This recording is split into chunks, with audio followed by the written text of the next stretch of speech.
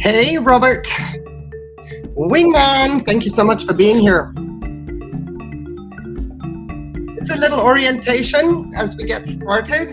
We're hovering over Nairobi at the moment. Show you some civilization before we go into the boonies.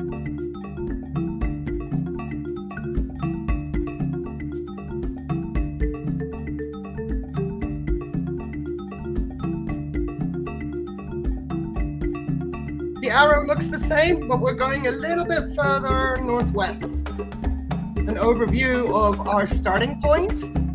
We're already a little bit more remote than Nairobi as such. So this is my high school and the Great Rift Valley. The escarpment is the browner is us, where we're at, where the high school is at, and the valley itself is all the brown bits that you see. And there's literally like 3 to 4 levels. So on the bottom of the screen is the highest level. Michelle Fucarino, welcome. Karibuni sana. I'm just giving an overview. This is our starting point to the safari to Lake Turkana, my high school. The upper level of our ridge there is to the bottom right of the screen with the main road where we will be heading.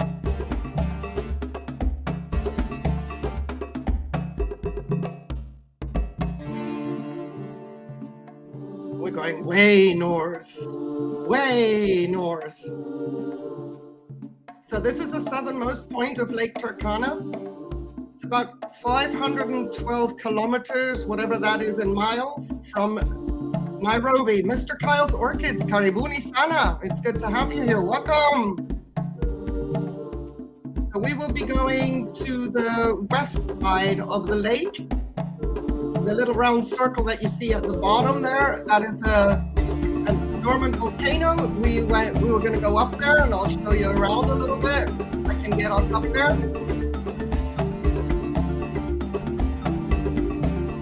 It takes about, it's a 12-hour drive from Nairobi to get to our destination.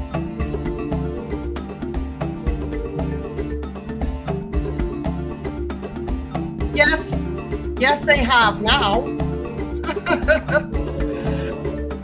This is just me. This is just me I am actually originally from Mombasa. I know we should take the helicopter, but we didn't. Back in the day, to my understanding, there wasn't a helicopter. So it's good to have you here. Welcome. Let me say hi in person. Hey, we're going traditional because we are going to need this. So I figured I would put my kikoi on. All right, it's a solid color, not because we're respecting the locals. Back in the day, I wasn't that considerate, but because we are going to need this the more we head into the remote area of northern Kenya. So I figured I'd get my kikoi out. It's a kikoi because it is a solid color. Sometimes kikois have stripes, but only at the edges. The difference with kanga is it's like a sarong, but we're talking Swahili. So this is a kikoi. It's a solid color, and the kangas are the ones you'll see that are very colorful, very bright, different colors and prints, etc. But all of them have tassels. And usually they come without the tassels. Back in my day anyway, they come without the tassels. So these tassels are all so that the material doesn't fray. These are all hand knotted bit by bit. And it's a beautiful ritual every time you get a new kikoi or kanga. Thoroughly enjoy doing my knots. Anyway, that's this. And now let's just say if we were to head to that area today, I would definitely have this on straight away because I'm much more educated and much more respectful towards the locals. So this is me here now. What I'm going to try and do, I have Google Earth uploaded. What I'm going to try and do, I have Plan B as well. I've taken so many images, I've put them in a folder, and I hope that our system doesn't crash. Let me get the chat up so that I see you here. Let me remove the chat from here. And we are going to just have a little look-see. Should I do my... Push comes to shove, we'll take Google Earth, but for now, what we're going to do is just share a screen and go with the safest route to get our bearing, because I am so nervous. These live streams are going to be the death of me, I swear. Okay, let's share a screen and let's have a look. Just for those that are not familiar with my older Africa and Stories videos, my high school, where I was from 1980 to 1985, was an African Inland Mission high school, and you can see all of it up here. Now, okay, well, we'll have the cross instead of the pointer, okay? So this is a missionary high school, and they are based actually in New York, the mission itself. Now, our campus is up here with where you see rugby pitch, and all the way through down here. So we've got upper field and we've got the lower field, and then chapel, etc., etc. So let me take you to an image that is... Okay, so this is Kiambogo. This is the main building, the first ever building that was established for this missionary school, which was established on 1906, and President Roosevelt was the one who actually laid the cornerstone. I don't have a picture of that, but anyway. And yes, I have been looking for days since I set this stream. Where are my own Turkana images?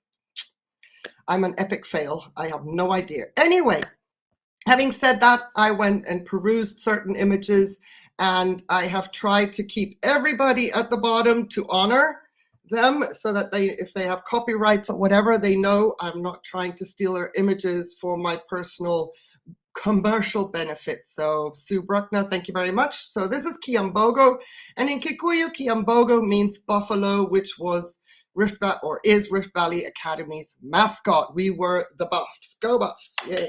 All right. Can't do the double jerky anymore, but double herky anymore. But anyway, this is our congregation area. To the back here, to the left, is the dining hall.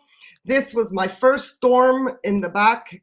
When I first came in 1980, I was in that dorm in 8th grade. And then over here was junior, senior year.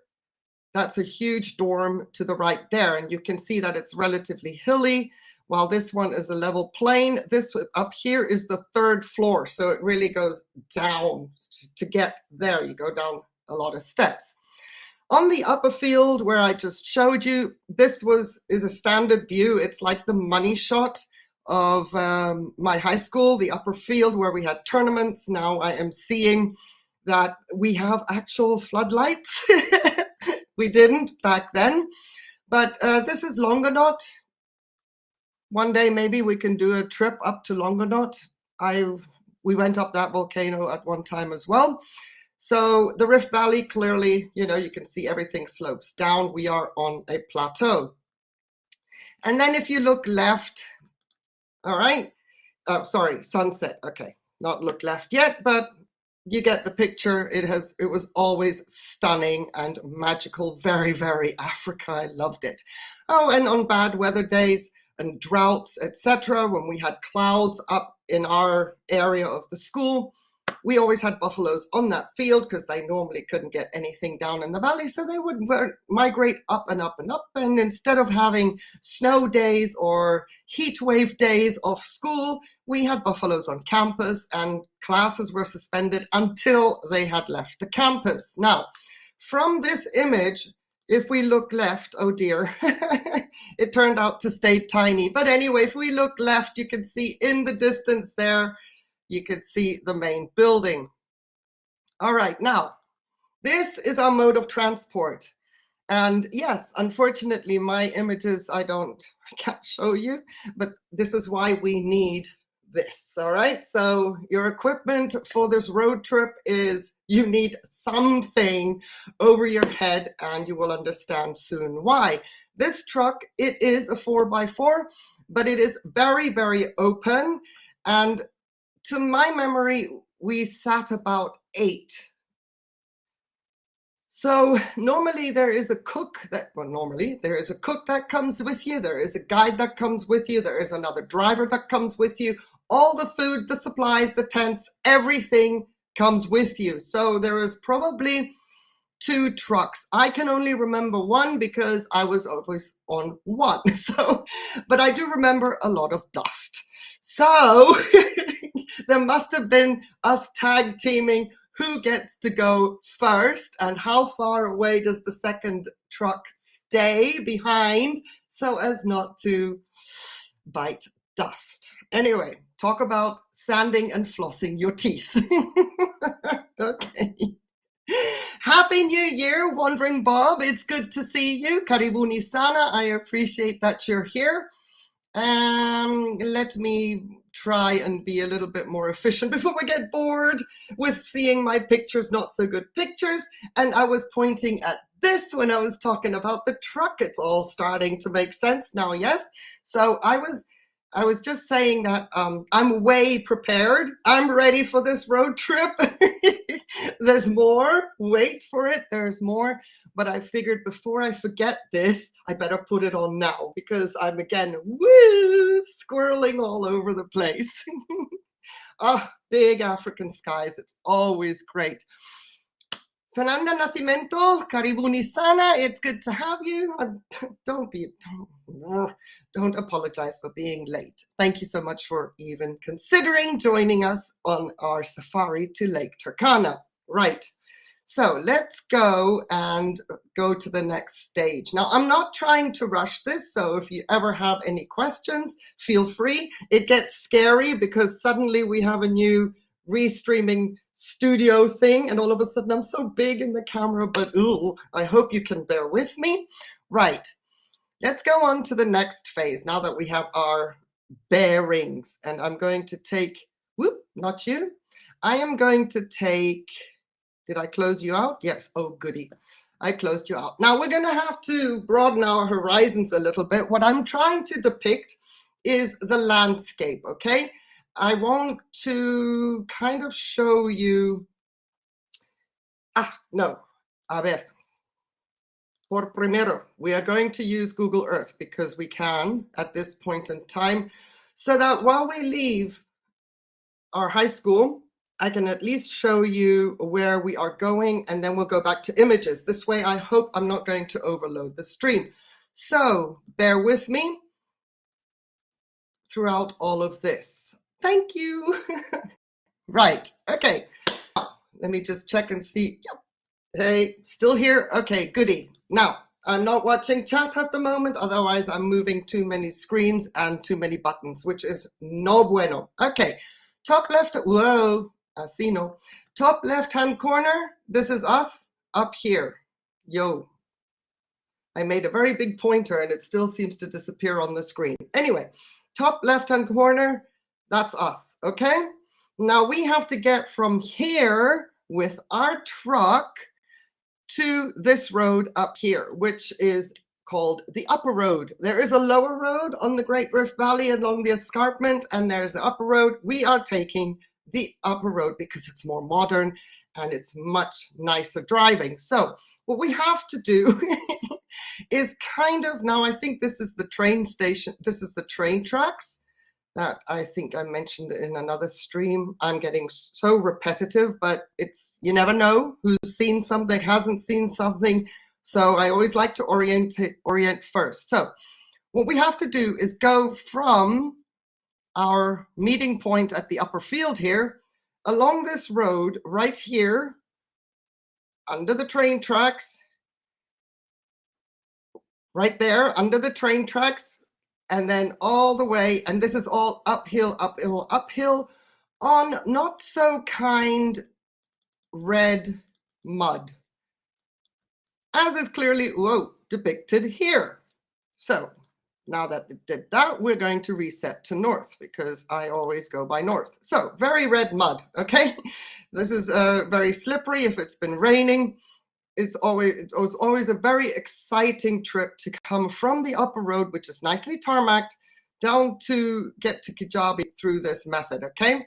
So you see it's very snaky along here, and then we go up, and we keep driving, and then we should come out right there. All right, we have a little turn to make, blue, right there, and we are going north.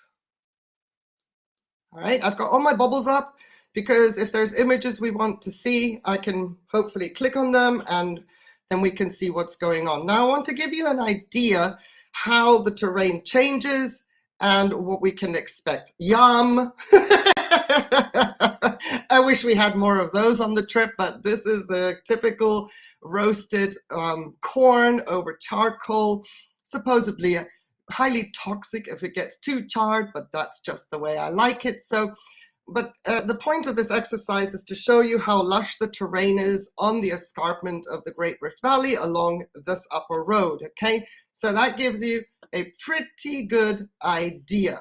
See if we can see another one. Okay, so we're still in somewhat civilization. We've still got tarmac, beautiful countryside, and you know, the living is easy. Now, as we head further north, you see the road kind of stops. It's not that beautiful built up road anymore. It is now a 2-lane road and things get a little bit more challenging. So let me get us high. Let me get us high. I don't want to make anybody ill, but the mouse has to behave. And I'm going to close this out and we're going to go to the easy method. And I'm going to stop sharing the screen and I'm going to bring up my window. So as we head further north, the landscape changes to this. Okay, now this is not north of where we're going. So if anybody is familiar with what I'm talking about and has been there, don't jump at me even in future. By the way, if you're here on the replay, thank you very much. Don't jump down my throat, please. I know this is Mount Olokwe and it is on the way to Samburu. Meanwhile, my excuse is if this live stream doesn't take so long, we can do a little jump over to Samburu as well, because it was all part of this interim field trip for seniors. Speaking of which, I took this trip as a senior in 1985. I believe it was February. And the year before, as a junior, I took the trip and I climbed Mount Kilimanjaro. So this was my choice for my senior year. And but it gives a good depiction of the terrain, okay? From the lush that we see, we're sort of heading into areas a little bit more hostile. And we still have tarmac, but as you can see here, not for long. All right, and it's like Route 66. It reminds me of Route 66.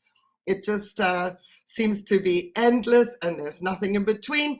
And this has nothing to do with our trip. This little highway pub does not exist on this route at all. This was just taken as an example so that you could see what you could possibly find along the way as you were heading into a very remote village. So this is Lee Services, highway pub, and a butchery. It is everything, pretty much. It's like the dive. Depending on the size of the village, it could be just this one, or there could be another one, or anything like that. Okay, so this gives you a great idea of out there, and I don't think much has changed, but out there, that's what this looks like. All right. Okay, moving on. Like I said, not trying to rush, but moving on swiftly. I don't want to bore you because I do have to prepare the next folder opening and I don't want to overload my system. And before I do that, you'll have to excuse me. I have to adapt.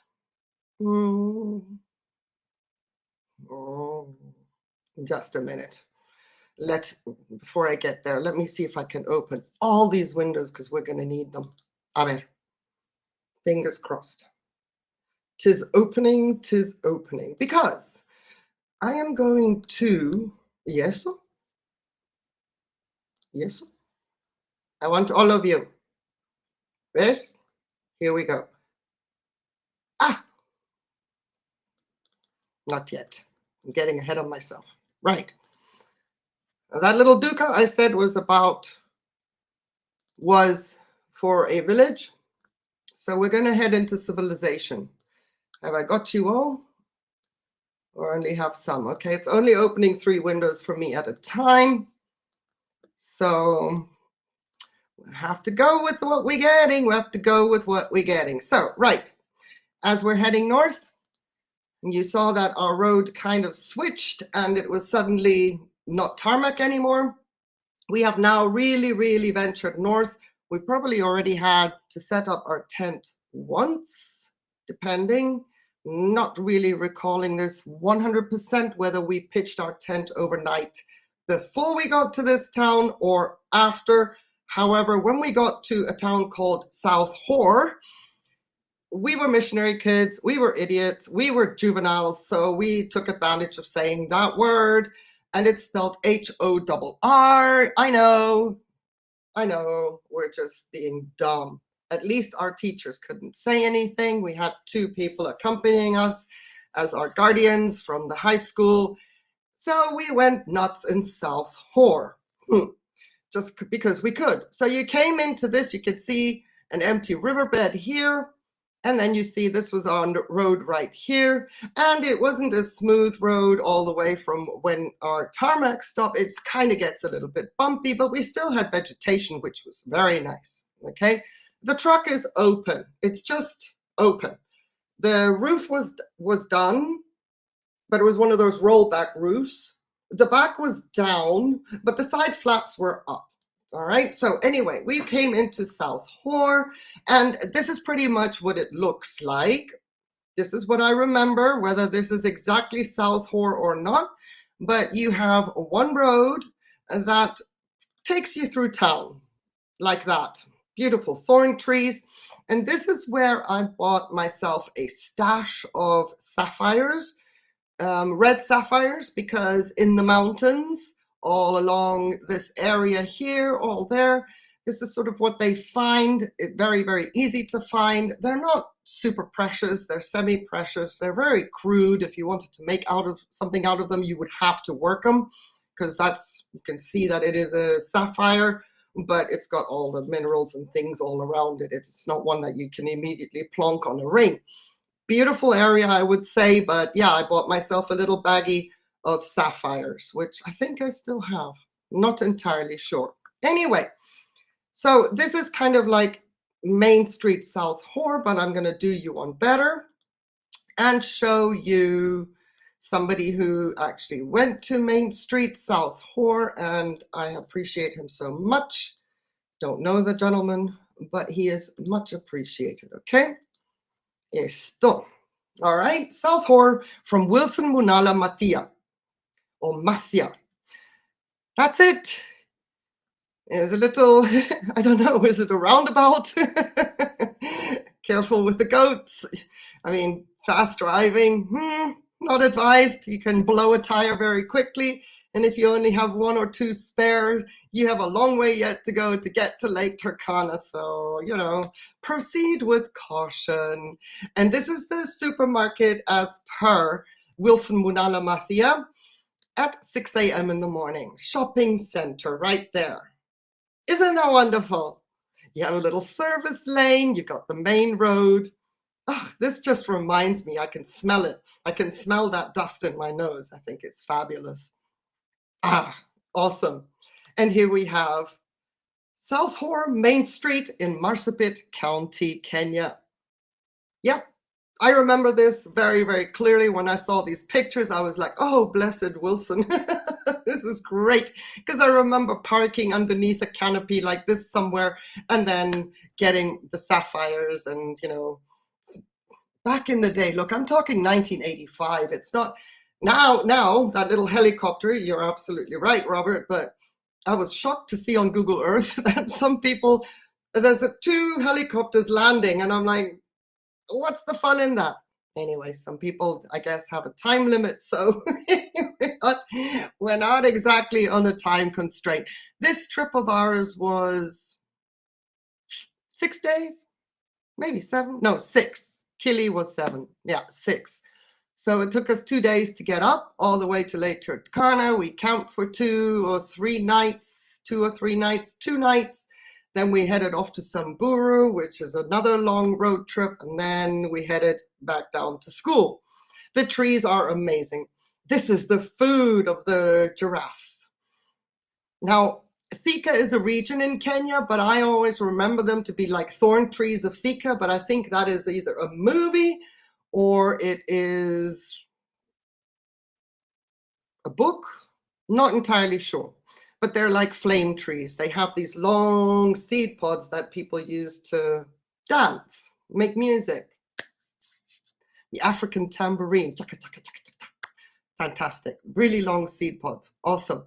Okay, right. Now, we need a wardrobe change. So, I think. So let me just get comfortable here because I need to find a few things and make sure that we're not losing track. And I'm going to see how many of these I can open without making a fool out of myself, because there is a certain flow that I need to do. Second time's a charm. Wonderful. Thank you very much. We are systems a go. So, hang on one moment, please. I'm going to show you, or actually, who cares? Let's do this. Let's do this. Let me do this properly, okay? Now, for what's to come, if you're driving, okay, to Lake Turkana, get ready, because this is what we had to do. Well, we didn't have to, but it was the only way. Back. Okay, glasses over the ears. I feel like cousin it right now. Okay, glasses over the ears. Okay, because that'll hold it in place. Yeah, like that. Welcome to Ninja Orchids. And if you could breathe, you may hear me a little bit muffled now. If you could breathe, you somehow secured your cloth in such a way, and it was such a pain because it didn't work all the time. I hope you can still hear me. All right, because you'll understand why. Let's get the glasses onto the nose. And this is why I wish I had my pictures. Maybe I should get further closer to the mic, okay? All right, no joke, all right? You'll understand why. Let's share this, because this is what we're headed into. Seriously, after leaving South Hore. And as you're driving, you're kind of like, you want to look, it's a habit looking left and right. And then you want to see something, but you can't because of the dust. And you're not going at a fast clip, but it is so dry. We are heading into desert territory. We're heading into desert territory, and I swear I'm getting hot as I'm doing this, and you can't breathe. Now, this is a luxury. I didn't have glasses, okay? So the images that I have somewhere is everybody with their glasses on like that, and I was just trying to hold on. Some had caps on, that helped as well to keep the cloth down. And I was trying to look at the scenery, but it was impossible. And just thinking about it now, my eyes are weeping. So at least, and anyway, everything is flapping. It makes no sense. It was a ridiculous attempt, but I have to say, I thought I would try and be as authentic as possible with you regarding this trip. So, okay. Please hold. I need to have a sip of tea. Oh, I better put my glasses back on. Right. Okay, so that's us packed in, and now you understand why we're kind of like thinking which truck is going to go first or not. By the end of this trip, I was a master tent pitcher. And here's another thing. When we went, I had no idea how to put up a pup tent. It was like a tent for 2 people. And then people said, oh, okay, let's make a competition. Who gets their tent up the fastest? And I was like, I am so competitive that I would rather not. Because if I don't win at the time, now I couldn't care less. Because if I don't win, it's going to frustrate me. If I make a mistake, I get all flustered. Anyway, so I was like, yeah, no, I'm not having it. And I just took my sweet time with, I'm wondering if Lena came with me on this trip. I don't remember. Anyway, we got our tent up, and eventually, by the time we got to Samburu, and before we actually stayed in a very nice lodge, which I can show you because I have images of that as well, we were master tent pitchers. And it was the best thing because the cook was so efficient. Everything was, a hole was dug, deep hole, charcoal and wood and everything was placed on. And he had like 1 or 2 pan dishes, and one was the main meal, usually ugali, which is cornmeal, I believe. You eat that with your hands and some form of meat and sauce. And then we always had some kind of upside down cake as dessert. And it was delicious, and everything kind of finished together. So we still, the upside down cake was just perfectly done when you tossed it the other way around. I even have a picture of a friend of mine peeling potatoes. He's probably glad I didn't find those because it's a long time ago. Imagine me just flaunting all these images and people like one day stumble across this and go, you know, it's bad enough I'm showing myself, but probably not fair on them. But I have those images somewhere and I don't know where. Anyway, yeah, the cook was amazing. And those upside down cakes, I have never eaten anything more delicious than that. I swear, it's so, so, so good. But it's also a safe way of cooking because you just bury everything. Like maybe your food scraps can go in the bush for the wild animals to eat, but you just shut the hole and, you know, bury everything after you've finished, and it doesn't cause a big, huge fire. Right. So the terrain then does change a little bit, but you're pretty much, when these rocks start coming, you know, in future, should you go on a road trip to North Lake Turkana, I'm telling you, and when these rocks start, you understand that you're in trouble. Okay, because this is then what happens. So when we leave the sandy parts and the somewhat rocky, dusty, old, aged, more aged lava rock, you kind of start to go up a plateau towards the lake proper, and you kind of hit this kind of vegetation. And this is a road that is called, it is a prepared road. So there are others apparently that are in worse conditions. So this is great.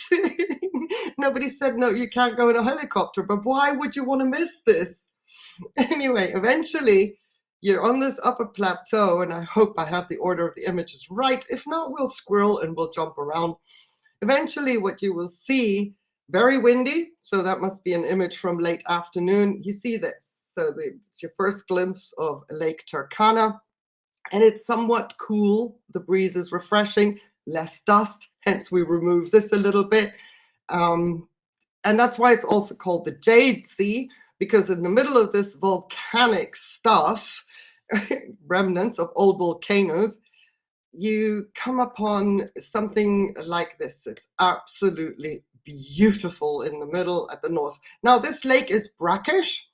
It is good for drinking, so it is like fresh water, but it has a little bit of a taste to it. And then as you leave the plateau, you come back down into what we just left before several hours ago as you come down towards the lake shore.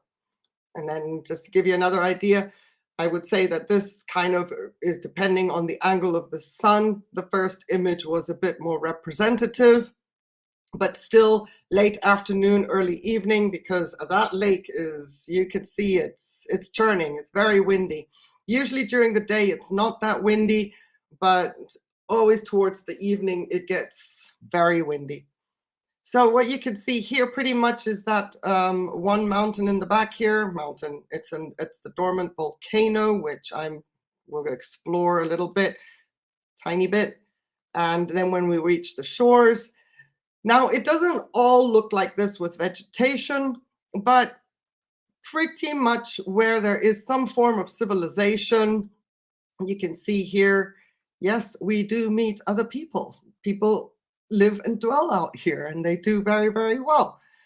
It's the Rendille tribe and the Lake and Turkana tribe that are mainly here, plus some other ones. But Rendille, and we'll meet the locals shortly. It's fabulous. The sunset here, divine, absolutely divine. Anyway, so let's go and see if what's coming up next. Ah, yes, more impressions. And you wouldn't think that you were inland at a lake. This looks like something you would find at a coastline. But it's all lava rock. So here we are, the village. Don't know what its name is, but this is a typical Turkana village, as you can see. I also have Piotr Gatlik is the gentleman that did this, and I hope he's okay with me just using it so you can see. But yeah, they are a nomadic tribe, but not so much anymore because they have managed to, they're able to sustain themselves now. At the lake, they don't have to move around, but this is very typical of what you would see at the south of the village.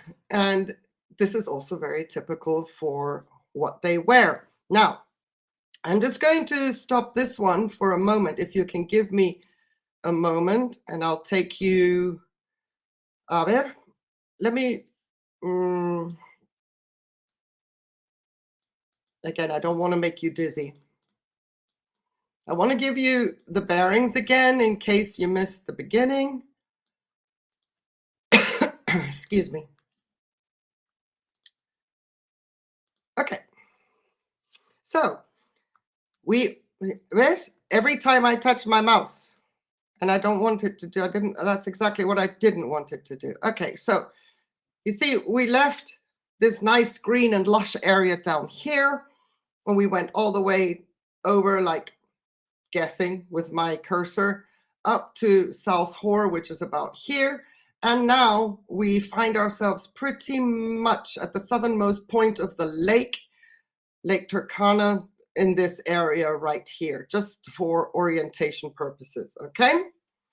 And I hope that that is helpful in when it comes to where we are exactly at.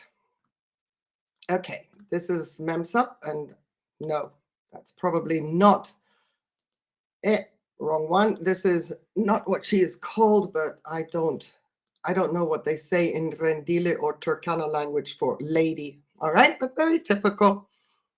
And even back then, not camera shy. Whereas in other areas of Kenya, if you took out a camera, they would either run from you, scream at you, or come at you to knock whatever you're holding in your hand, pointing at them out of your hand. Not in this case. So from the air, this is what they look like. And I thought this is such a cute picture as well, because some people protect themselves where their sleeping areas are. You can see this is a bigger hut. So sleeping area is over here, and so they don't get wet.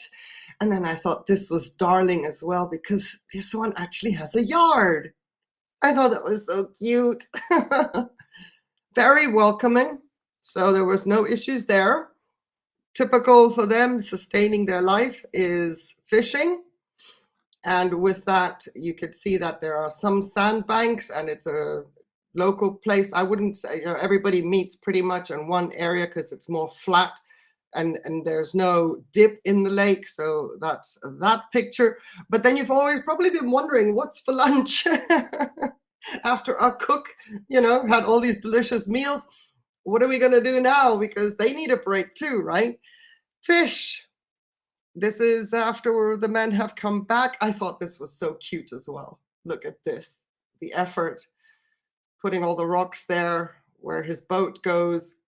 I think these little details they just touch my heart so much. Anyway, so fish is for lunch, and the main fish in Lake Turkana is tilapia. And yes, while you could grill it and while you could prepare it probably boiled in soup and all that, many, many variations of how to prepare tilapia. At Lake Turkana, you slice it open, take out the guts. If you're lazy, you don't. Whatever, you do you. And that's it. Just fold it, put it on the sand, and let the salty air and the heat take care of it. And depending on how crispy you want your fish, it can be either on the juicy side or just crispy as in you eat it like toast. Lunch. Lovely. I can smell this. And no, it doesn't smell foul because it's fresh. So a good fish has no smell, except as it cooks, it warms up. You start to get this aroma that makes you not necessarily hungry, but you're getting an appetite. That is the smell in the air here. Nothing offensive or in any way that's where you say, yeah, we're not going to do that. Absolutely delicious. And they're so tiny, it's like, delicious. And who doesn't like a crunchy crust? I mean, come on. Anyway, before lunch, we take a bath. We go swimming. No bathing suits, no nothing. And just get in there and get your hair wet and get freshened up. Even if you feel a little bit itchy afterwards because brackish, just a teeny bit. But watch out for the other locals. Because yeah, there's those. Now, this is actually a Lake Turkana crocodile. I made sure to find not just any picture of a crocodile. This is actually Lake Turkana crocodile. Do they eat them? I have no idea. I wouldn't. Why not? Crocodile is delicious.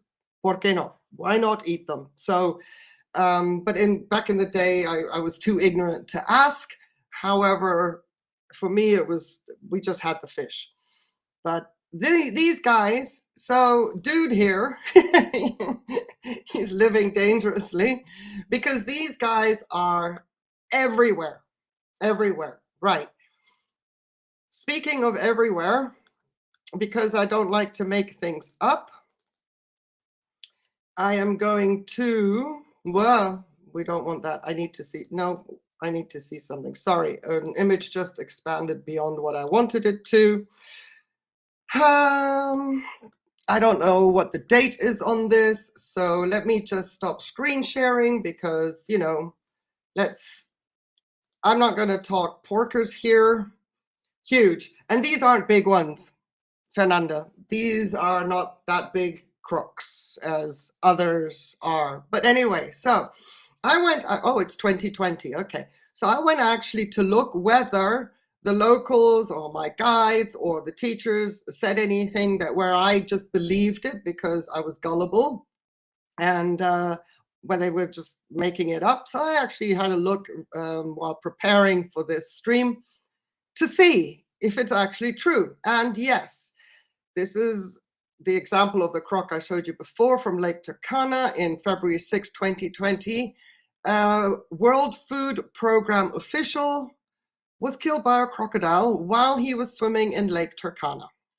So it wasn't BS, for lack of a better term. So rest in peace, David Mburukwa. All right. Very unfortunate. He's singled out. Oh, no, that was the police commander. The crocodile singled out a woman. So the crocodile singled out the woman from a group of 4 people swimming along the lake's shores. And the incident occurred at Christine's campsite, which I will show you just now, where the World Food Program had organized a training for the county's public service officials. So just for FYI. And usually you say, yeah, the crocodiles are shy. What's going on? No, they're not. They're not. I'm going to show you Christine's campsite because it is exactly what I remember that we were camped at back in the day.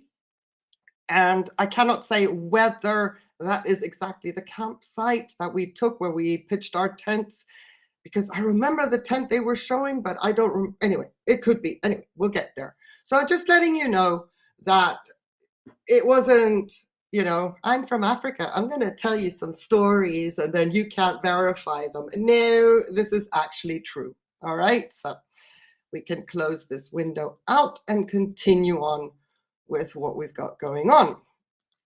Hi Joe, karibuni sana, it's good to see you. I knew this would be an interesting video, but I wasn't expecting to see me. Well, hey.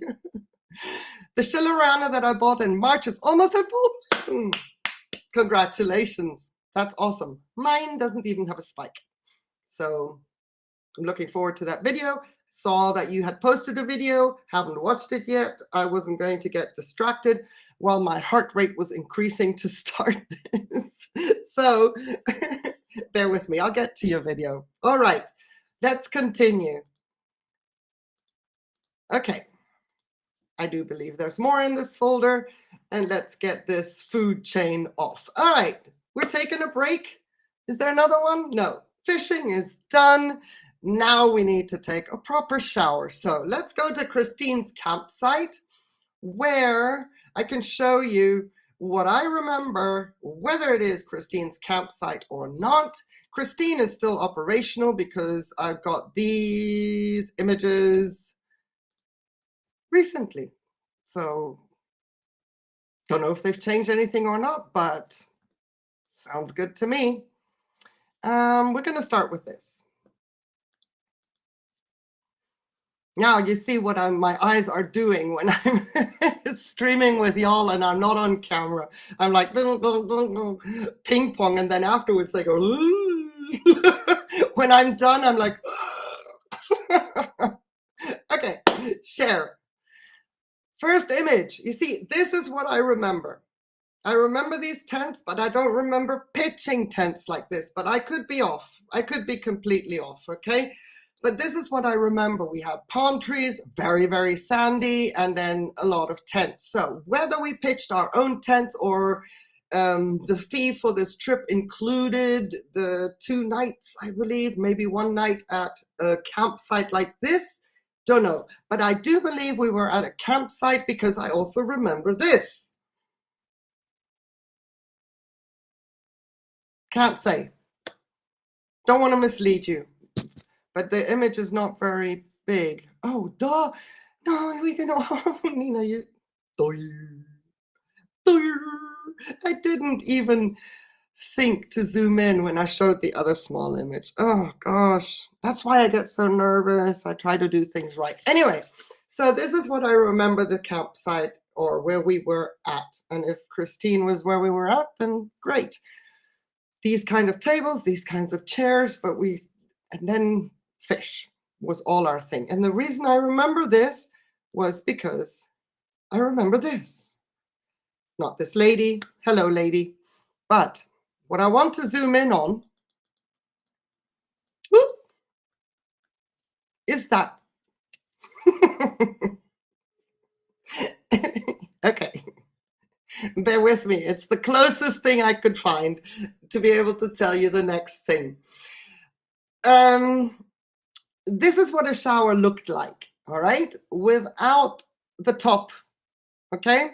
Because back in the day, there was a contraption that was holding a bucket with holes in it, all right? A plastic bucket was on that contraption, and in order to take a freshwater shower, you had to have somebody with you who was pouring a bucket with like a ladder thing at the side here, a ladder thing, and then you poured the bucket into the other bucket, and the person, let's say me, standing underneath showers, and you know, how many buckets do you get? Don't remember, but I'm sure there was a limit.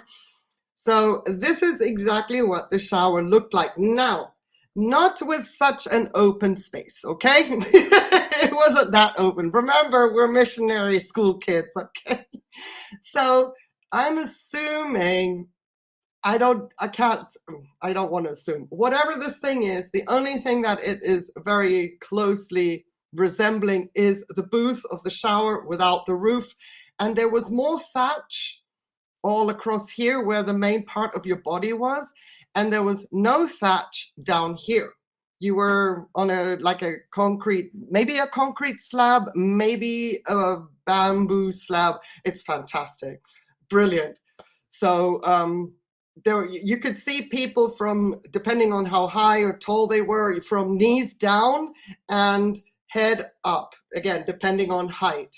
Okay, none of the girls were as tall as me at the time, but I was covered safely as per missionary school legislation. Now you could just see my feet and my head. Okay, now in order to get nice tootsie somewhat cleaned, and you try, get rid of the sand, because that's been a main staple of your diet throughout these past days coming to this point. No socks. So you were standing in sneakers or half sneakers on your sneakers barefoot trying to shower, which would be hazardous for me at this point. But anyway, and this is where it happened, that when I stepped out and it was my turn to do the bucket, I annoyed a scorpion. Okay, now we were extremely strict at my missionary school. We had a handbook, and I'm telling you this because I hope I don't squirrel off topic, but we had a handbook that was given to every new student that was about like this. It fit in your back pocket of your jeans if you were lucky to have a pair, okay? And it had all the rules of the entire school, the do's and the don'ts, mainly don'ts, okay? And in the back, you had your counselor's name, where he lived on campus, and you had your care and community details. You couldn't even hold hands. That was a rule. You couldn't hold hands with your boyfriend. Never mind putting your arm around him or hand in his back pocket. Okay. Now, we did do such things. Yes, we did.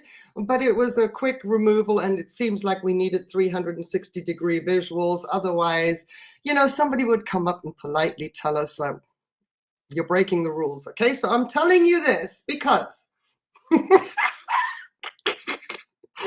my counselor was also the chaperone, if you so will, to this on this excursion. I got stung. I had my shoes on already, but not the socks. So whether it went through the shoe I don't know. I got stung. I didn't know what I got stung by, but it hurt. So insert every word you can imagine that is not in any way safe, PC, any like that. I went through them all because I wasn't a missionary kid. I had the language. I know many missionary kids had the language as well, but they were more restrained than I was. I literally had to unlearn all those words when I went to that school, so I wouldn't slip up. They all came back in a flood of curse words. And everyone was like, first it was like, what's wrong? And then they were like, ooh, what is she saying? We had some students like that. They weren't horrified that something was wrong with me. They were horrified by what was coming out of my mouth. The next thing you have to picture, remember, no contact, right? Is Mr. Loveday was his name, of all names. Bless you, Mr. Loveday. Thank you. You didn't help me with counseling. You didn't know, but that's not on you.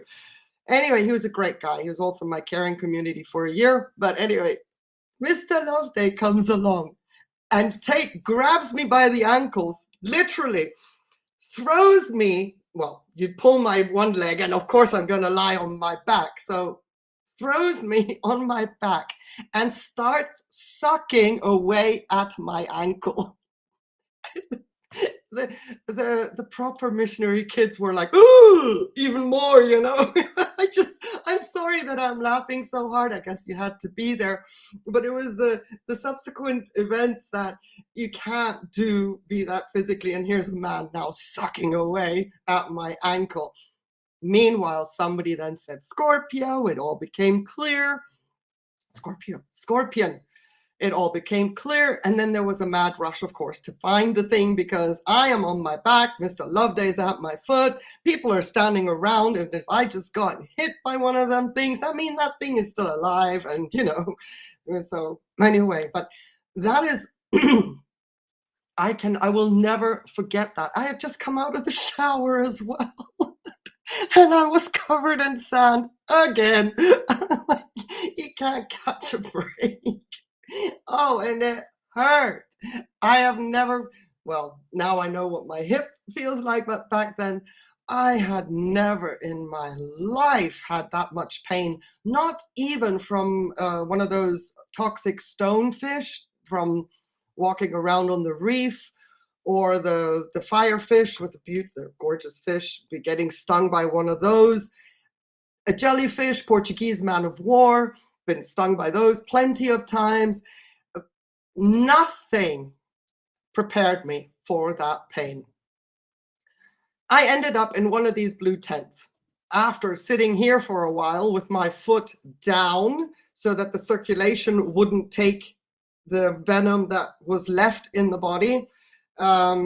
Literally, yeah, Mr. Loveday had me there. Suck, spit, suck, spit, suck, spit, water, suck, spit, It went on, it was like, I don't know how long it went on for. It just felt like forever. And my foot was getting number and number and number. Anyway, so after a while, I sat here for a while that's why I remember this so clearly. And then I was in my tent, all sandy, all nasty, just had a shower, but and well, eventually I had the rough night, very rough night, lack of sleep. I was checked on often, but he had done a great job. And by next day I was limping, or, the three-legged race with somebody with me to get from A to B. Anyway, that is my one and only encounter with a scorpion. Never saw the bugger. Never saw him. But that's why I remember this so clearly. So if that was at Christina's camp, then great. And this is what I was mentioning with regards to the crocodile. These are real images of Christina's camp, and this is where that lady got taken by a croc. And there's quite a few people that do go into this beautiful, if I zoom out, you can see it again, into this beautiful, looks like a beach along the Indian Ocean, but no, it's not. Anyway, so there you go. From shower to scorpion to back being all sandy again. Right. Speaking of which, let me just check the chat. Oh, a fire ant. Oh, I had those as well in Texas, Joe. Well, they burnt. I don't remember. Maybe maybe as a youngster, I was thinking that the scorpion was the worst thing that had ever come my way. Fire ants were just obnoxious. Anyway, right. So let me go and see where else we've done that. We've done all the way to there. Where are we now? Shall we? Oh, we've done all that. Great. Now, if you don't mind, I'm just going to honor the locals a little bit. I want to show you some locals.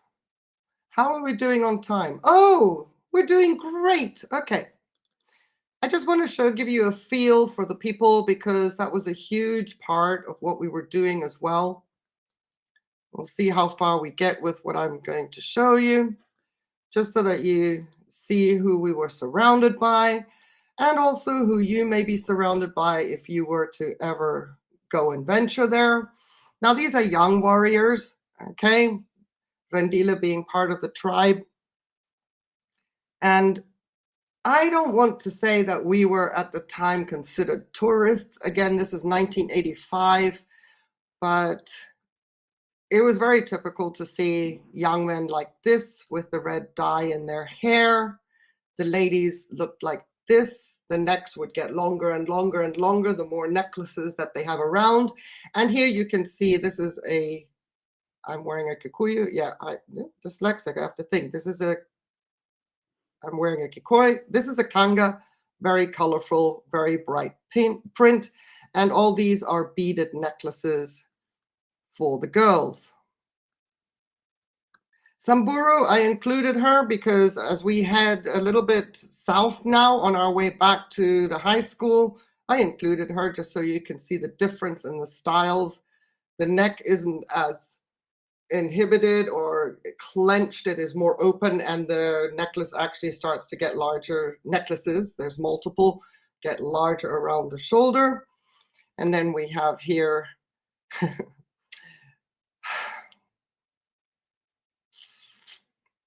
I better stop. I don't do them justice. I'll just let you have a look.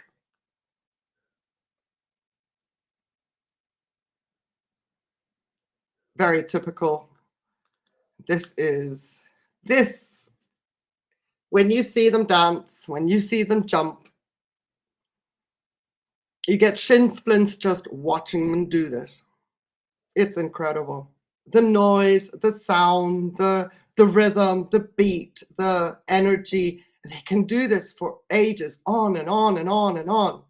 Remember I said the mountain early in the stream that doesn't match where we were driving to? Yeah, that's Samburu. We're back here because here are Samburu warriors, but you see them a lot. This is not Maasai. The Maasai would be wearing the red. But I love this.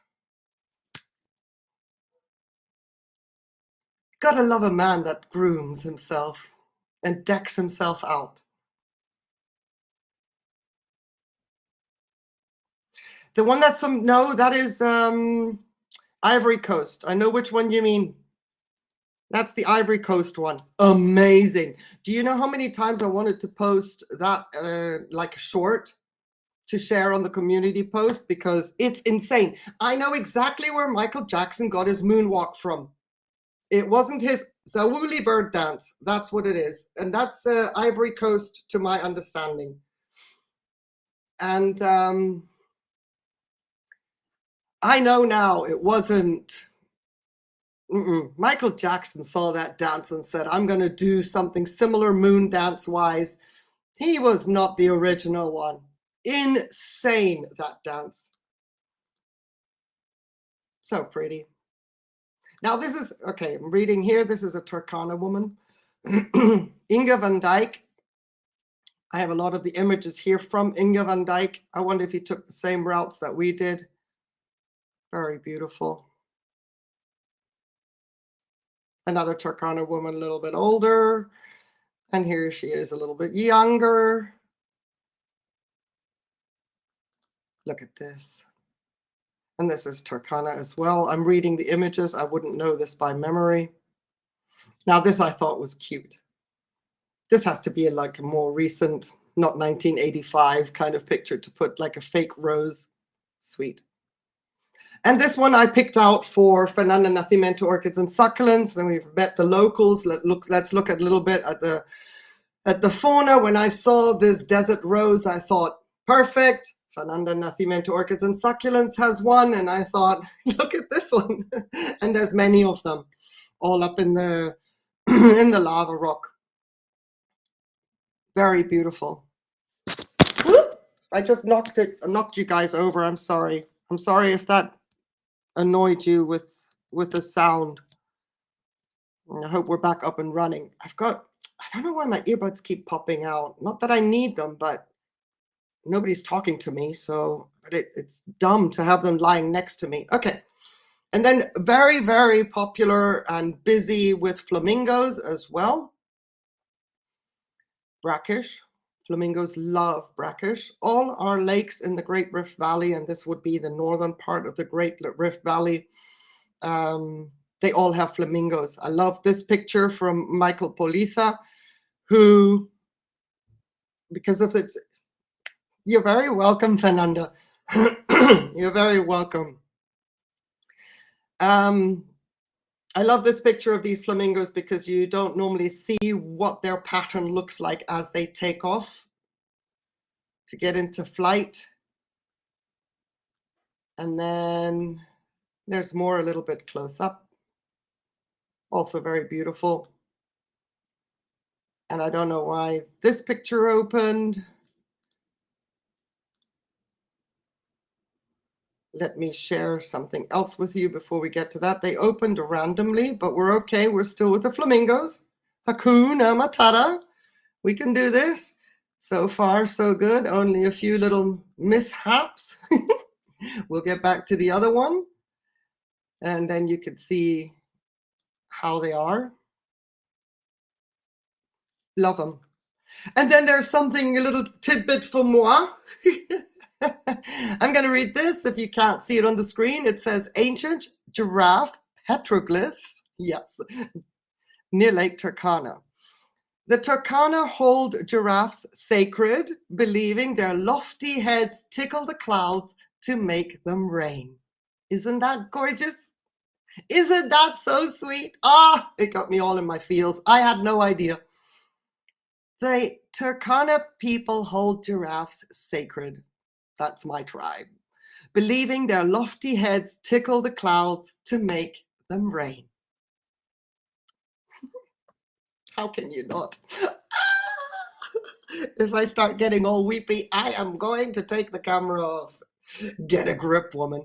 Okay, we're going to get to that image shortly. And then we're going to share the other one, just so that we stay on course here. A ver, how many have we got? Yeah, I might need to go to Google Earth, but first of all, let's start this and have a look-see just at this one image that I do want to share, because that is kind of where I want to go next. This one here. So this is Lake Turkana, of course, and when I showed you that round mountain in the intro, that's this one here. And this is a dormant volcano, as is everything that pops up with a little bit of altitude.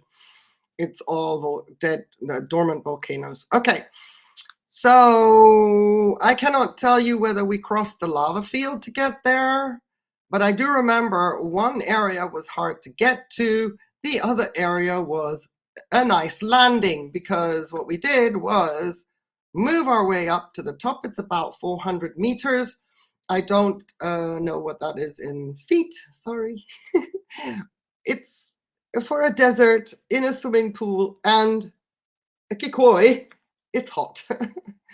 But the fun part was, or the stupid part, whichever way you want to look at it, was sliding down, sand surfing down the other side and landing softly over here, and only realizing like halfway through the slide things were getting a little bit toasty on the buns. It was getting hot, and you couldn't stop, because once you start, it's like Pringles, you can't stop.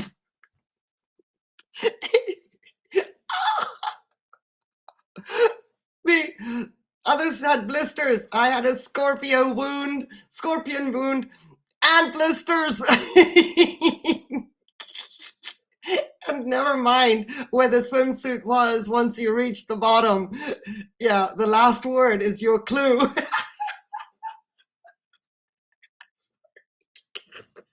Don't you just hate people that laugh at their own things, and you weren't even there, and here I am like, this is so cool, so great. I'm sorry. I guess you had to be there. Okay, a ver. Oops, I switched it a little bit quickly. My mouse is hot today. Okay, before we do that, let me make sure I keep you up. Have I got more to go? Okay, of course. These two images had to show themselves in two different thingies. Okay, before we do that, let me go and try Google Earth one more time with you. I'm just going to go off camera for a little bit. I need a drink. You don't need to see that. Meanwhile, I am drinking out of my own mug, so if you would like some merch, you're welcome. I suck at plugging myself. That's good. Okay. Didn't know I was that parched. Let's get you down in a little bit further so that we can at least orientate you without making you... I don't need to come as a stewardess with your little sicky bag. Trying to avoid such accidents. So far, so good. I don't even want to say anything, but the stream is going okay. I'm looking at my data flying through the screen. And yes, I switched my computer off last night. Everything in preparation of the stream was don't touch the computer, don't touch it. Okay, I don't want to jinx it. We're doing so well. So, right. Now, we got our bearings, okay? Christina's camp is somewhere here, a little bit on the west side. Here's the tongue that we saw all the fishies at. The fishermen. This is the outcrop that we saw earlier. So somewhere along here is Christina's camp. Okay, so that's where the croc accident was. And then there are some roads sort of ish, kind of like, and here's that Nabu Yaton volcano. Yeah, it's good. Reading is good. Okay, so basically what I wanted to show you here is how different it is, because at the end of the day, that's why I'm saying from my recollection, the path was easier to go across the old lava field and up and then somewhat around and then slide. So because we're idiots, that's what we did. It was a good idea for a little while there. I don't know if they still do that. I don't know if that's still allowed, but let's have a look-see. Let me see what else I could show you around that area. Yeah, we had to. There's no way we would have gotten. I'm pointing with my fingers at the screen like you can really see. There's no way we would have gotten up there. No, we had to come on this side and go around. I remember walking along the perimeter, the outer crater of this thing. So, will you continue? Of course not. Okay, let's go back to north. There we go. All righty. Now, what I did want to do is just linger a little bit, because this is about Turkana after all. This was always out of focus, had nothing to do with our stream, but to give you this perspective, because gorgeous. Love this picture. It shows everything. Amazing. You can see that sandy bit there. I don't know how it is now. Probably can't slide there now. Reminds me a bit of Iceland. At least the lava fields. Just to give you an impression. Algae in full bloom. And this is sort of just this is not around the area I was at, but it gives you an idea that this whole thing with the Rift Valley, if it's going to go poof one day, yeah, they're kind of thinking that the valley is, enlarging. There's already a huge crack had emerged going through parts of Kenya. They kind of think it's going to, I won't be around to witness that, but, this is kind of the part where things are like, yeah, we want to be on our own. Big cracks, huge cracks. So it gives you an idea just of what we are talking about. Love this picture as well. Oh, this one's chef's kiss. If this isn't a money shot, I don't know what is. From Michael Politha as well. This was uploaded. Oh my, I didn't see that before. November 2024. Thank you. I guess we were destined to see these at the right time. This is 2011 from Joe Mutua. Do they repeat? Again, Michael Politha.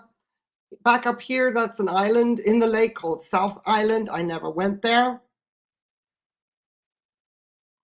But that's 9 out of 14. I don't want to bore you, but seeing as I did something around this crater, I figured we would just hang out here for a little bit and give you a great idea. Again, 400 meters, don't know the conversion rate. All right, seeing as that went really well, what I would like to do is, if you're still up for it, I have a 17-second delay in this stream, but if you're still up for it, I suppose if you're not, you can always click out.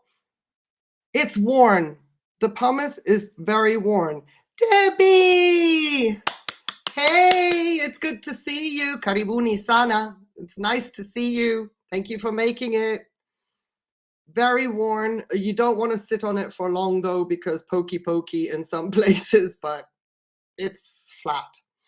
So while we're there, I just wanted to, while this is working, I wanted to show you if you would like to. Okay, so here's South Hore, just because we can.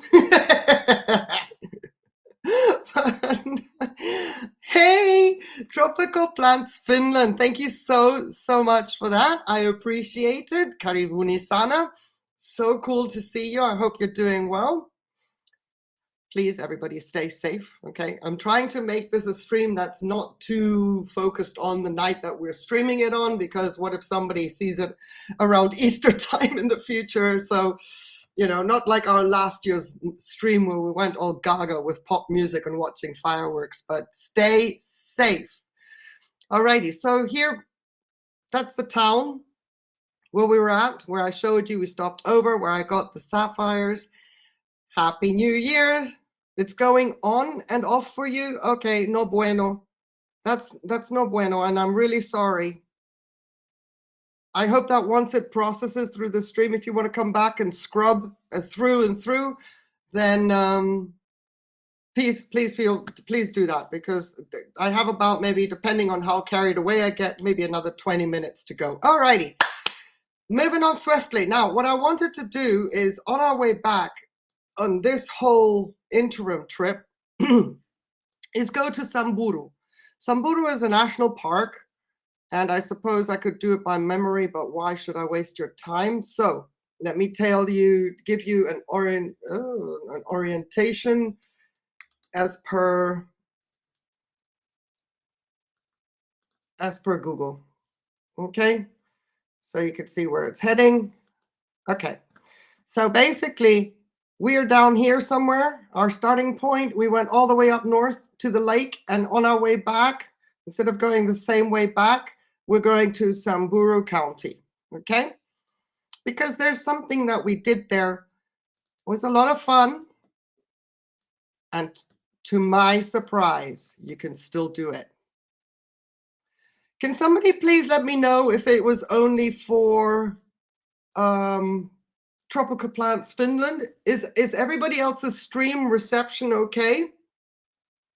And while I wait for an answer, let me know in the chat if it's going in and out for you as well. Everything I see on my ticker is, I've got green going just fine. So let me know. I'll be right back. I need a drink.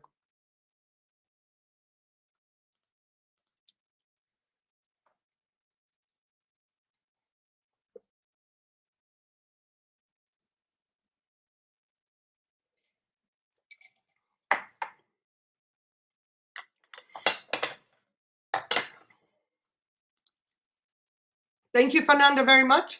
Thank you, Joe, very much for posting that link. I appreciate it.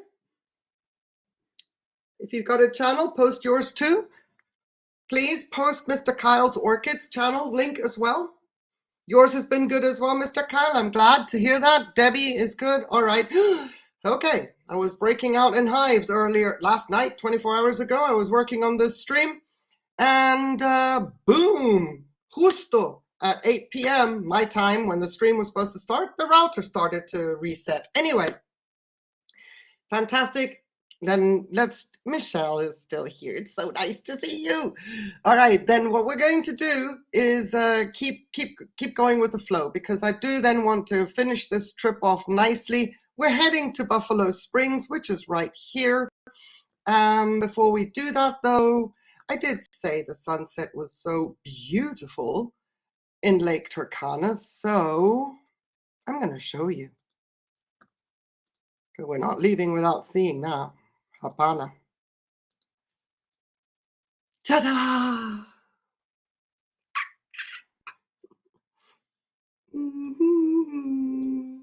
All the time. Every day. I mean, every night. Yeah. Yeah. I didn't. Yeah. I agree, Robert. It's possible. Yeah. I agree. So Thank you very much, Piotr Gatlik, again for such a beautiful 2 images that he sorry.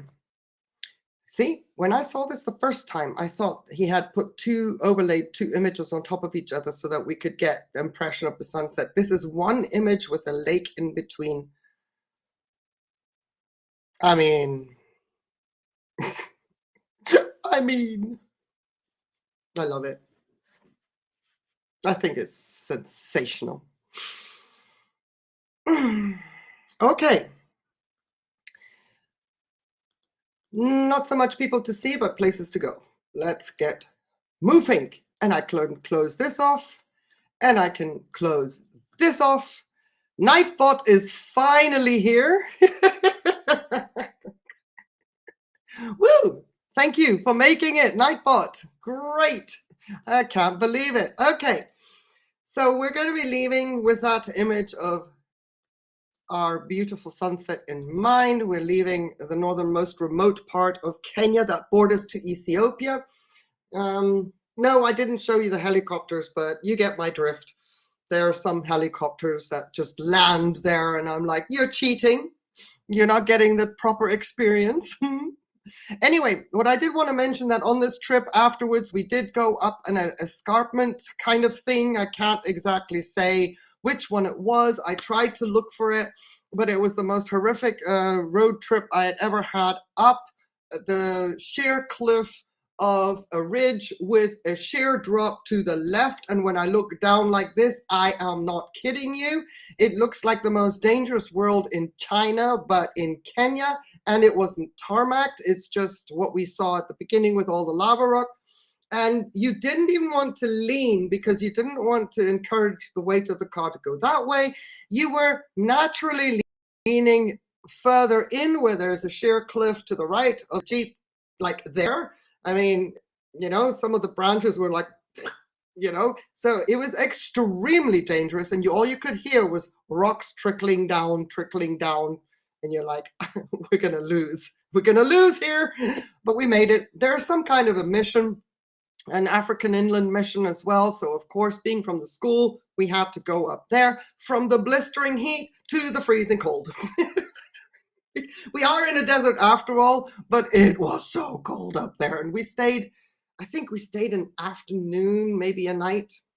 Anyway, so we did that as well. We visited there. But what we're going to do is go to some fun times. And I have never done this before, but what I thought was not going to happen still happens because I have my pictures. I know, story of my life. But I'm glad I saw some pictures. This way I can give you a fantastic replica of what we're headed for. Doesn't this look remote? We already met the locals. I showed you some Samburu people. Isn't this wonderful? In the middle of, again, nowhere. It's a beautiful, beautiful national park, though. Very diverse. Not as diverse as Masai Mara, which, if you're interested, give this a thumbs up. Let me know if you're interested. We can head over to Masai Mara one day, do something similar, and I can tell you about my Easter trip to Masai Mara. I know I have a video on that, but it's a video.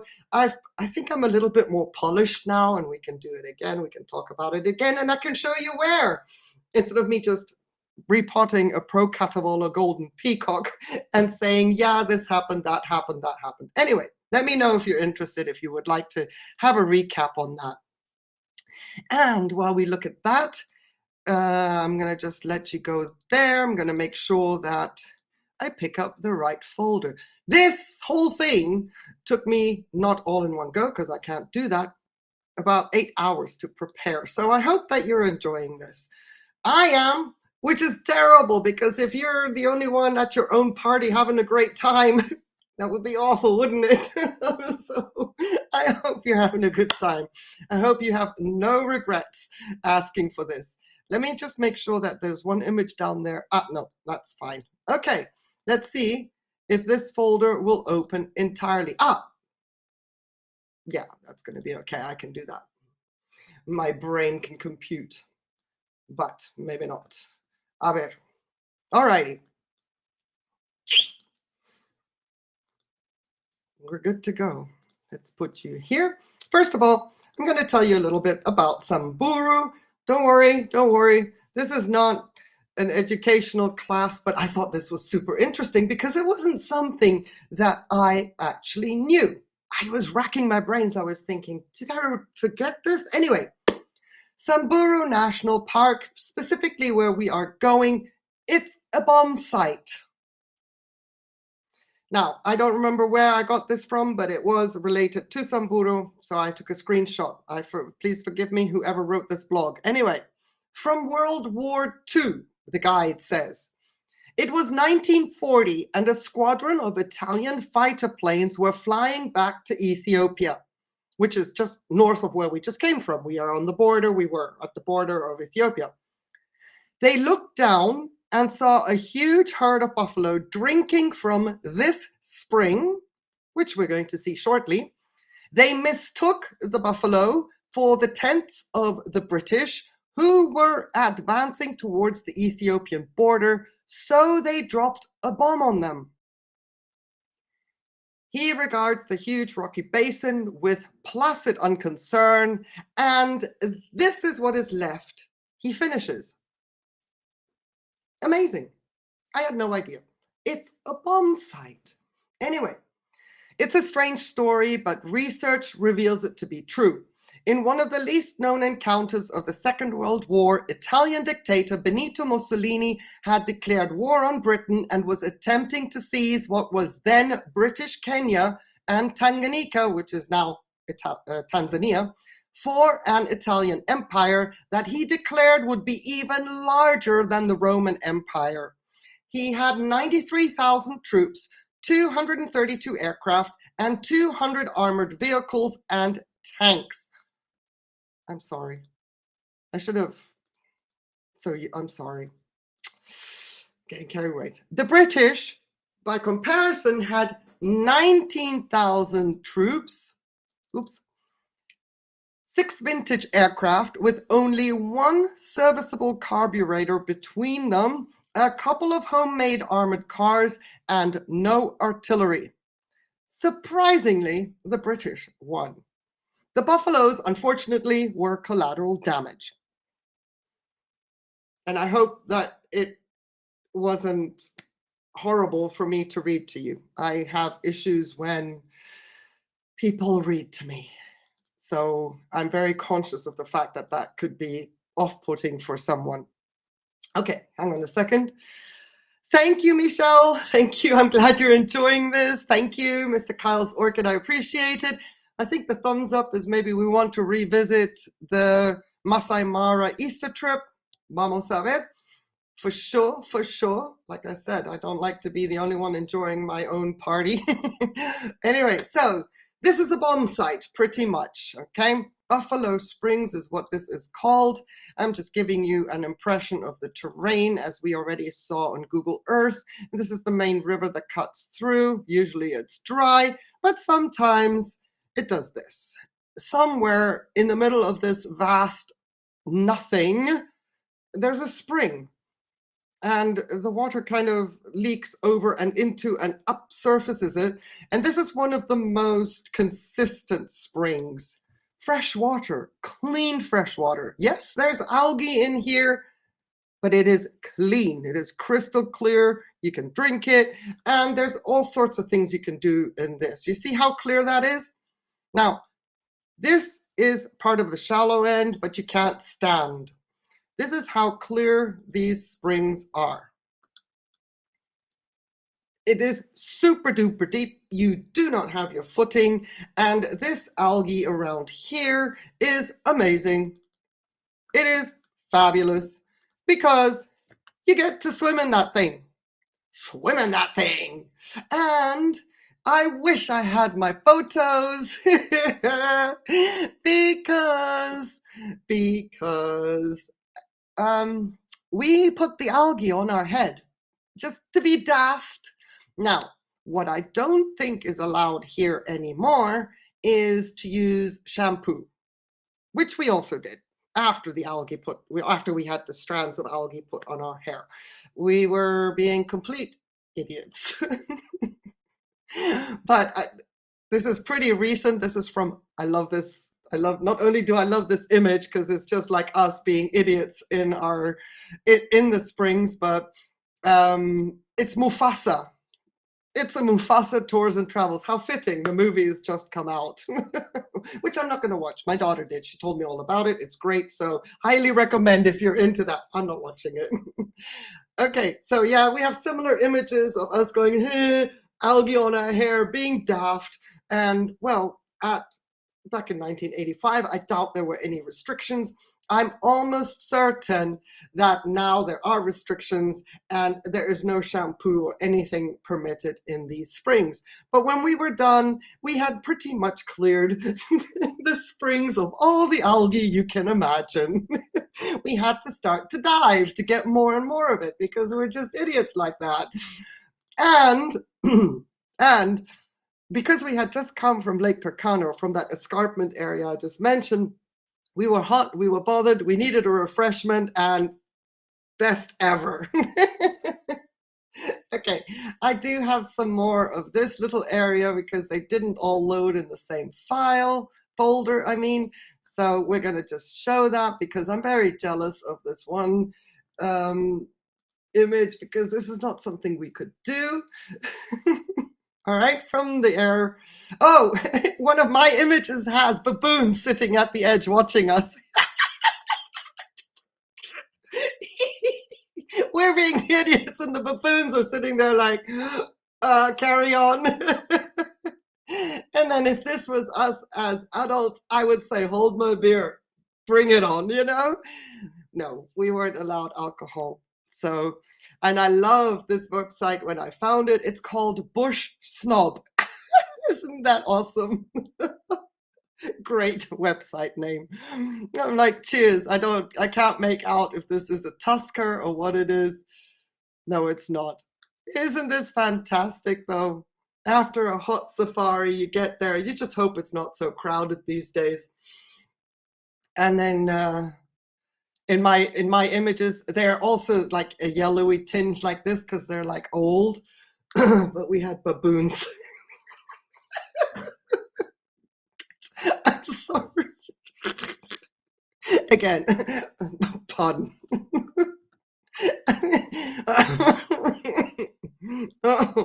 Oh, mercy. Mm, I can't believe it. Okay, sorry guys. I'm sorry. Forgive me. Oh, I'm going to be so exhausted after this. Okay, what I want to show you is that we did actually make it to some pretty decent accommodations after all that. And I just wanted to show you the Sarona Shaba lodge that we stayed at. It is so beautiful, so peaceful after our trip. After everything we endured to get to that flipping lake in the north, singed bottoms, blisters, scorpion, you name it. You walk into something that is just peaceful, beautiful. You had a bed with sheets. It was wonderful. Wonderful. Like I said in my Kili video, climbing Kilimanjaro, there were other interim trips for juniors and seniors that were a little bit more luxurious. You stayed in hotels and I don't know what. Look, now it would be pretty expensive, okay? But back in 85, we're talking missionary kids. We didn't have a big budget. I wasn't a missionary kid, but we all had to pay for these trips. And being a missionary school, we got it at a good price, blah, blah, blah, blah, blah, blah.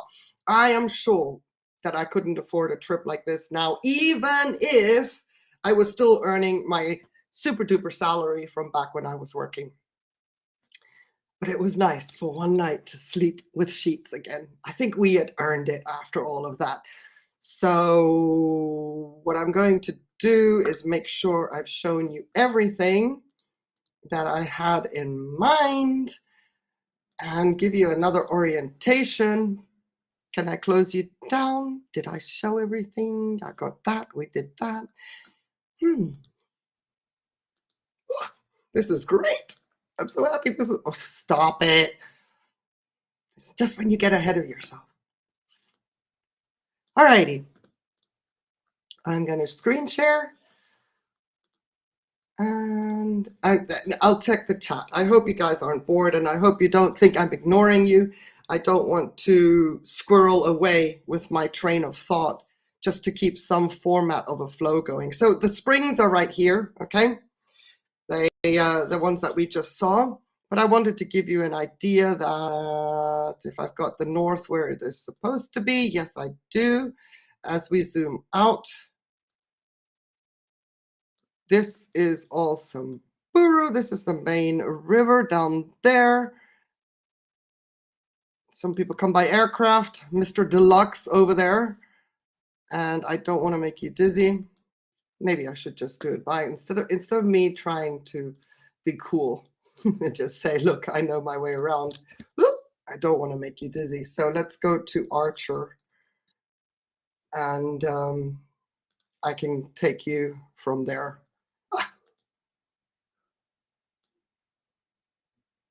Yeah, okay, that's correct. Mundo. Let me zoom in. You see how far away those springs were when we zipped over here? It's quite a clip distance there, because here is the hotel.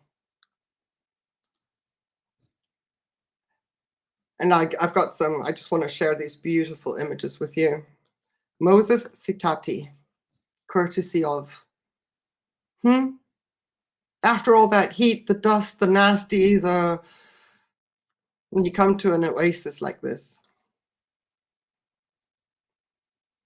I can smell this. I can smell not just the heat, but the aroma of the thatch coming off, the wooden mahogany interiors that are polished with a certain wax. I'm just looking at images like this, and oh, we've got doubles. Oh, there's crocs in here. You don't want to go down those stairs. But it's like being sucked back into time.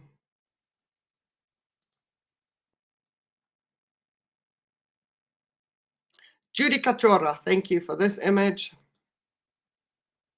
It's so cooling under this canopy of trees to hang out. Areas like this, we had our prayer meetings, morning before breakfast and the evening before going to bed. So yeah, there's 21 of those. I just want to make sure that it's Sarova something lodge. I feel I should know it. I don't remember.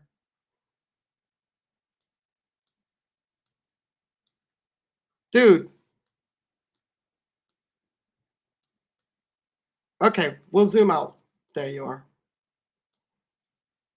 Maybe they'll show the name if I zoom in a little bit. I feel I owe them.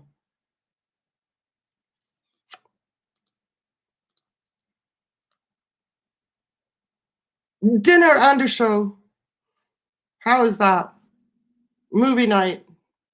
Au natural. Drive-in or walk-in. Oh, okay. Right. And pretty much, actually, that was such a pretty scene. Why don't we just stick it to there? I'm just going to leave that image up. It was so beautiful, befitting. Alrighty, so we were talking about African cichlids come from in the aquarium trade. That lake.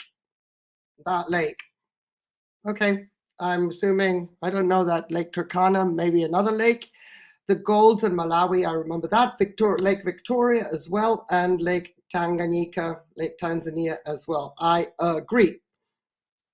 The cichlids is a spell check, and I'm glad that you enjoyed that. Thank you very much for putting up with it. I really want to take this down, but my hair is going to go the minute I take this off, the way it's been rubbing against me. I'm going to look like a plucked chicken, a plucked cuckoo. Cuckoo is Swahili for chicken. And that would be it, my friends.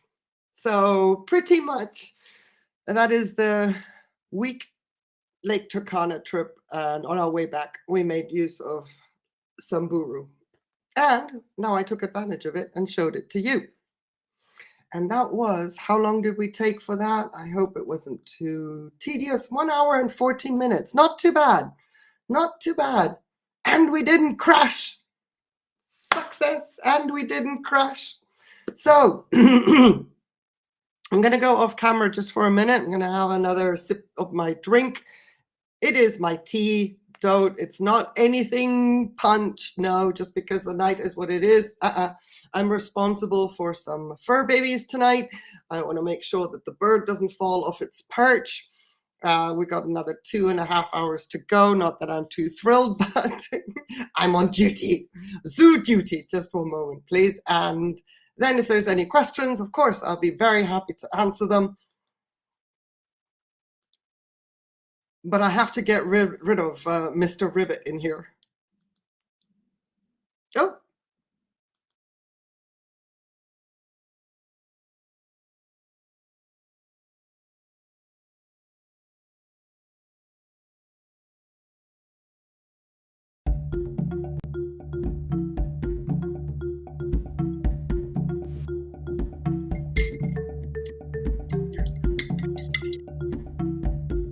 Just a little recap.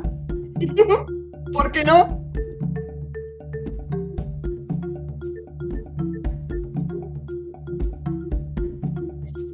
Top left is a national park where you can see animals as you drive into Kenya, into Nairobi's proper, even from the train. Giraffes, of course. This is the airport you would leave. Mr. Robert, you leave on this airport, Wilson Airport, to go north.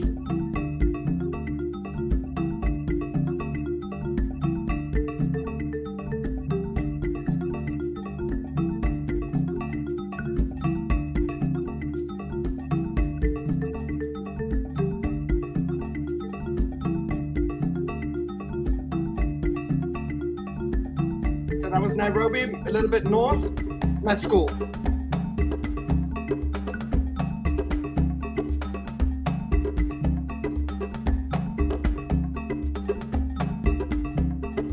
My school is here, Rift Valley Academy. Great Rift Valley is over here. You can see the ridge coming up, the greener it gets, and the upper road is up here, the one we drove on, the one we started on. Happy New Year, dear Fernanda. Stay safe. Bon appetit. Obrigado for everything.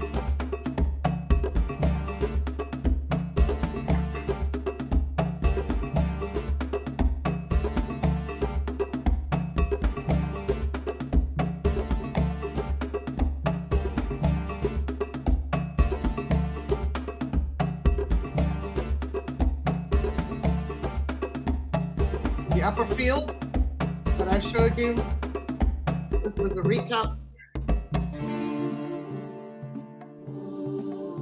And then we headed north.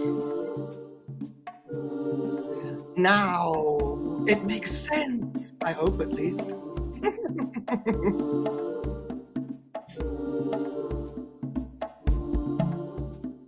I hope that you enjoyed the stream.